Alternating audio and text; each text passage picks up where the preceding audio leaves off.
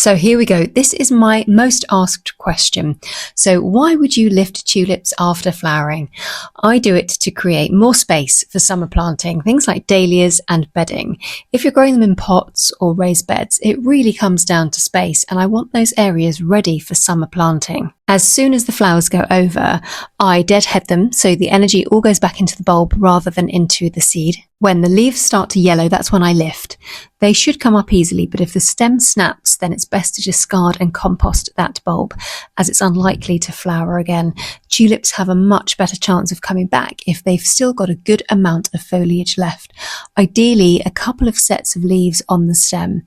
And if you've cut right down to the bulb, there's simply nothing left to feed it, so those are best composted. In terms of varieties, not all tulips will reliably come back.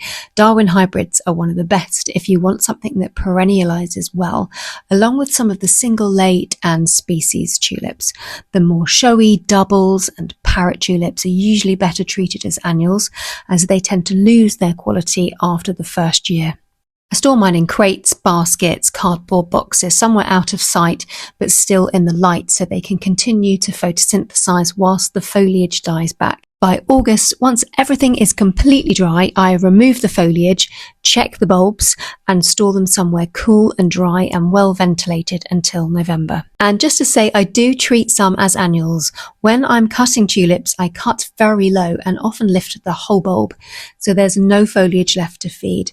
Those I compost and replace each year, but where I can, I always try to reuse what I have. Lifting and storing properly means those bulbs aren't wasted, and they can go on to flower again the following spring. It's a simple way of being more mindful in the garden and making the most of what you've already grown.